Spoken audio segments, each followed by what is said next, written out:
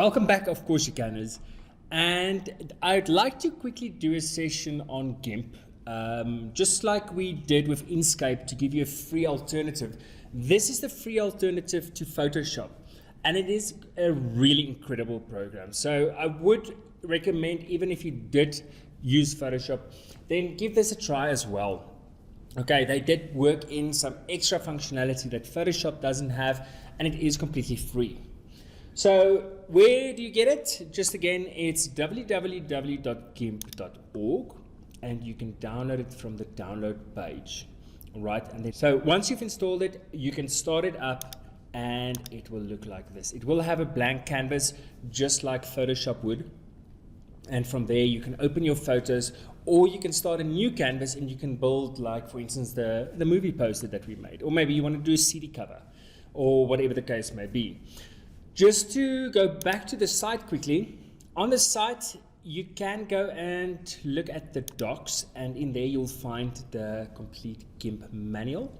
Alright, so if you do like GIMP, I am not going to go very far into this program because we are using Adobe software rather, but if you do like it and you're going to work with the free alternatives, then go and have a look at that manual.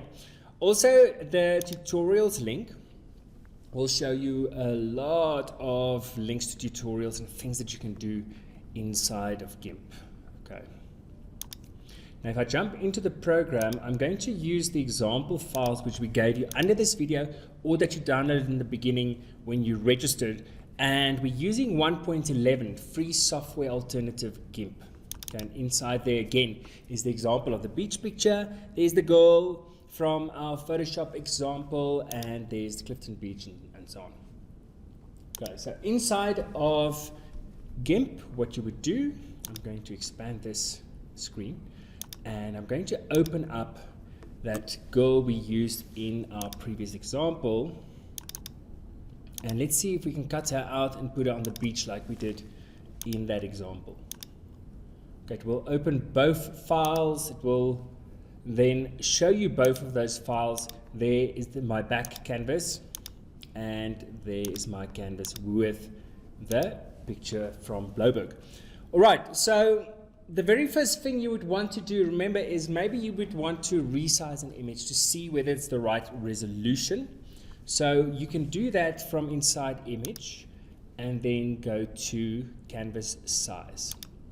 Okay, that's the canvas size, that's the image size as well inside of, or in the amount of pixels. And you'll remember in Photoshop we mentioned the amount of dots. This is your amount of dots when working inside of GIMP.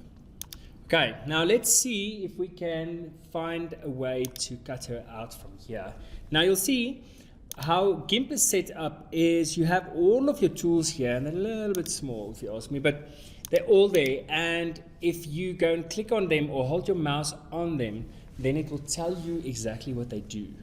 But where GIMP's power really lies is in all its options. Look at all these options here, and you remember you had those options in Photoshop here at the top.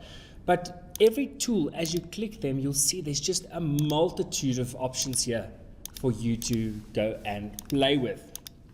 Right now, I'm going to use the select color, and it's this little option, select by color, because then we can select all of the white. And you remember this little trick from the Photoshop session.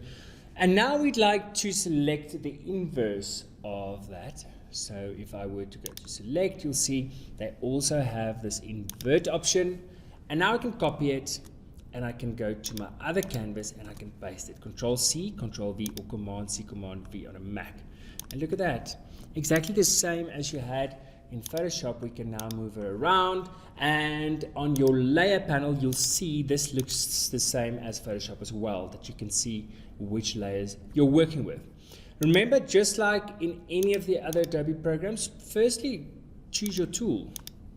Okay, if you're going to move a layer or you're going to move your visual, then you need to make it clear to the program what you're going to do. Okay, Control Z is your undo inside of GIMP as well.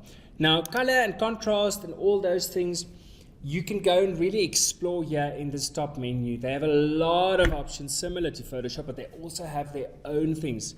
So if you were to go here to colors, you'll see you can do your hue and saturation. And if I bump it up or down, you can see it's at the moment it's on the little girl. And you can change your lightness, your saturation. You can go back here, you can go to colorize, you can change your brightness and your contrast. There's your levels. I did explain levels in Photoshop. There's also your curves, if you do want to use curves or to control your curves for your colors. You can also go in here and you can desaturate an image, and that will make, or a layer, and that will make it black and white. Okay. So that's all under your colors menu. You can also create text in here like you did in any of the other programs you've learned, and I can say hello Cape Town, and I can select that text, change its color, and make it as big as I want it. Also, you'll notice your fonts will sit over here on the side. Remember, this is always where the options for the tools would be. And if you click right on this button right next to it, you'll notice there is all the fonts that's installed on your machine. So if you do want to give it a cool font, or you want to change your font, then just go and look at the different fonts that you have there. Okay. Then also, just like Photoshop, they do have this filters menu, and the filters can be applied to elements or to a whole layer. Now let's just click onto the background layer here, and I'll show you some of them. So there's your enhance, there's despeckle, destripe, there's distort, emboss, mosaic, newsprint, page curl, ripple. You can really go play with these for some really cool effects. There's gradient flare, there's lens flare. Let's do a sparkle, just so that you can see one of them, and we'll apply it to that background image. Okay, it's a bit hectic. Let's take it off. And let's see what else is here. I don't know what a supernova is. Let's see. Oh, there you go. Okay. And further down, you've got noise, you have edge detect, you have generic, you have combine. You can do a little film strip of images. Artistic, you've got cubism, glass style, oilify, photocopy, soft glow. Let's look at soft glow there. It's normally used on a facial shot or on wedding pictures. And it goes on and on and on. There's decor.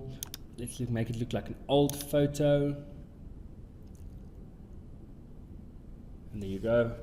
So lots and lots of fun here.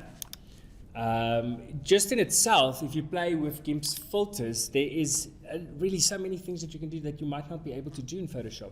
So going to have some fun with some of your photos and see what you can come up with. Again, just to show you some other features, I'm going to open this Clifton Beach image, because you'll be able to see the color a little bit better here. Okay, I'm going to close that one, and there's that image. Again, here you can go and look at your image, and instead of looking at canvas size, you can look at print size, and it will show you the resolution relating to the print size. And remember, this is very, very important, because you never want to send anything to print that's under, that's right, 300 dpi. So at the moment, this is 72 dpi. So if I bump this up, what was my golden rule? If those dots need to be more high resolution, what needs to happen to them?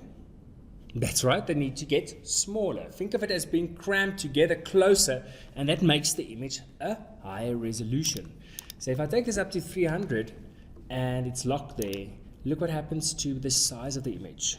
So can you see the image became smaller, which means the resolution is higher. So you would always do that inside here. If you do this, even if you make your resolution higher before you bring it into a print design, that's always a good option. Okay, in Journey 2, we're going to spend a lot of time on InDesign and brochures and pamphlets and things, and there it becomes crucial that you set up your artwork before it goes into those programs. Right, so that is your image print size. If you want to scale your image, there's a scale image option, and you can scale it according to your pixels or your resolution. Now this might come in handy when you want to rescale an image for a website, for instance, and you're cutting away the pixels. Okay, and then you can scale that image up or down. In its open format, GIMP can save as, let's see, there's your GIMP XCF image or all XCF images, and that is the file extension for a GIMP image. So if you want to keep your open files, remember to save it out to that XCF format and you'll be able to still work with it.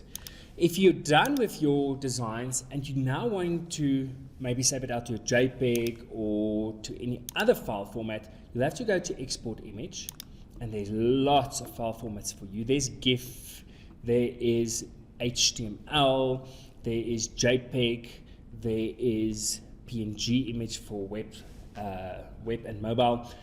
So there's even RAW format. So all of these formats are available to you. Most of the time from an image inside of GIMP or in Photoshop, you would want to save out to a JPEG. Okay, because JPEG can be placed inside InDesign or any other program where you might be creating your PDFs in the end for the print.